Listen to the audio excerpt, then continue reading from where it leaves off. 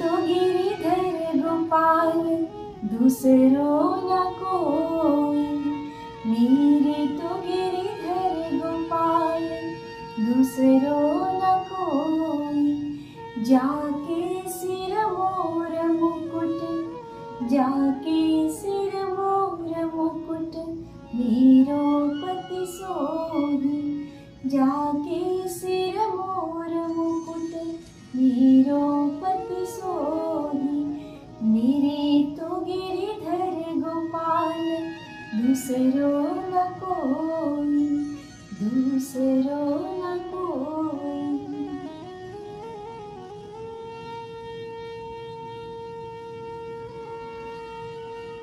राजस्थान की पवित्र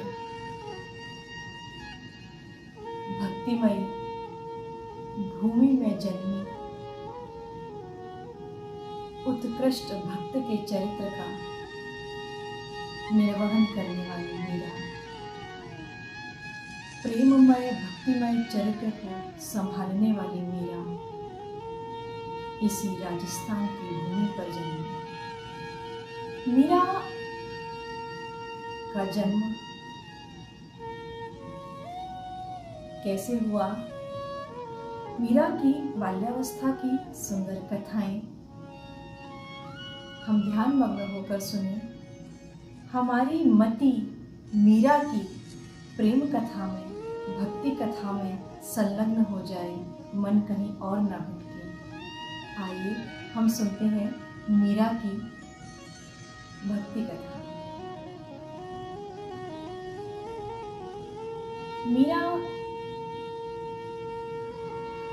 श्री कृष्ण की परम भक्ता, अनन्य भक्ता के रूप में सारे जगत में सुप्रसिद्ध है। सभी ने मीरा का नाम सुना है, सभी ने मीरा के पदों को गाया है, सभी ने मीरा की भक्ति पर हजारों लाखों बार चर्चाएं की हैं। पर मीरा का चरित्र, मीरा का प्रेम अनूठा है।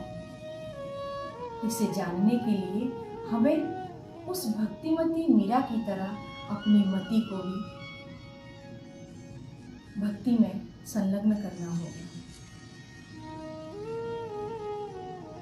मीरा की माँ जब गर्भवती थी तब राजमहल में संतों द्वारा भागवत कथा का आयोजन हुआ और मीरा की माता श्रीमद् भागवत कथा गर्भावस्था के दौरान सुना करती थी।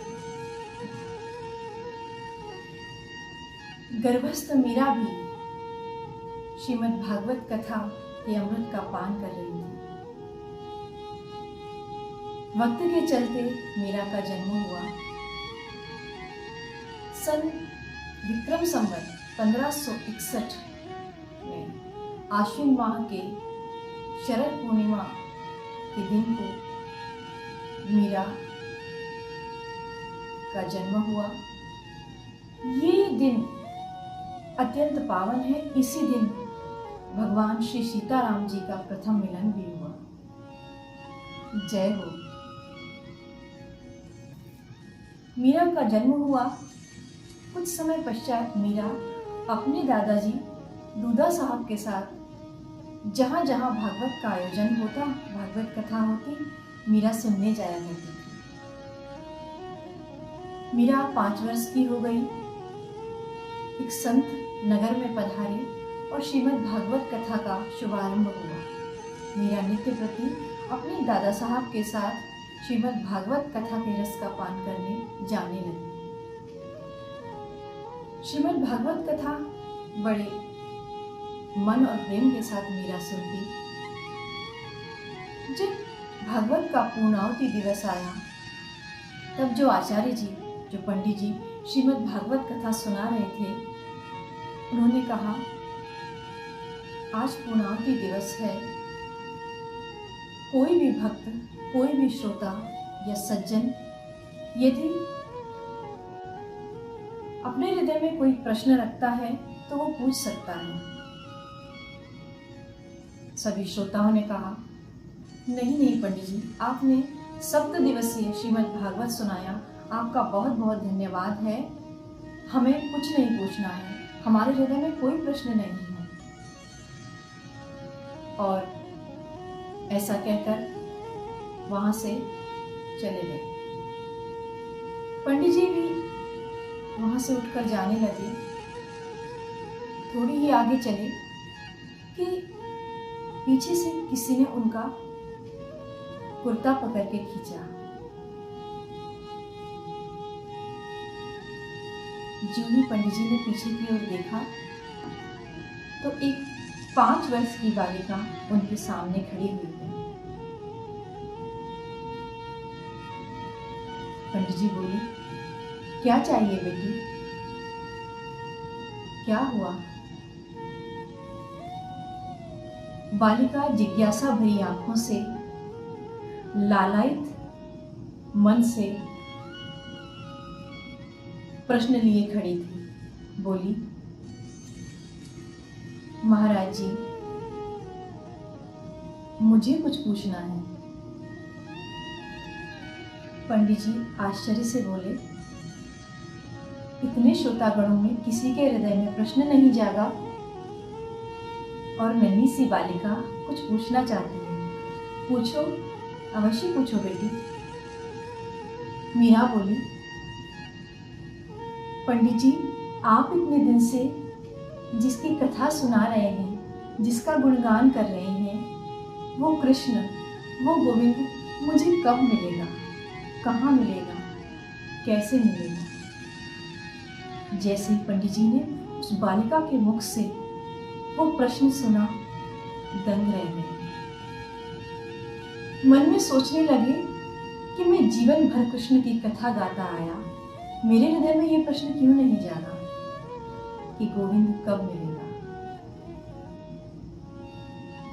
पंडित जी बोले, दूधा साहब, धन्य है ये भूमि, धन्य है आप, आपका कुल, जो आपके घर ऐसे भक्तिमय सूर्य का जन्म हुआ। इसका प्रकाश संपूर्ण जगत में होगा। आशीर्वाद दिया मीरा जी को और पंडित जी वहां से चले गए। तो प्रिय श्रोताओं, मैं विनय करूं कि जब जब हम श्रीमद् भागवत कथा का श्रवण करें, तब तब संत मीरा की तरह हमारी मति भी कृष्ण प्रेम की ओर व्यवहार करे, कृष्ण प्रेम में डूब जाए और जीवन का कल्याण मार्ग ढूंढ ले। लेखनी ने लिख दिया तो कभी संतों ने गा दिया, लेखनी ने लिख दिया तो कभी संतों ने गा दिया। मीरा गिरधर श्याम की कण कण ने बता दिया, मीरा गिरधर श्याम की कण कण ने बता दिया, कण कण ने बता दिया। लेखनी ने लिख दिया तो कभी संतों ने गा दिया, लेखनी ने लिख दिया तो कभी संतों ने गा दिया। मीरा गिरधर श्याम की कण कण ने बता दिया, मीरा गिरधर श्याम की कण कण ने बता दिया, कण कण ने बता दिया।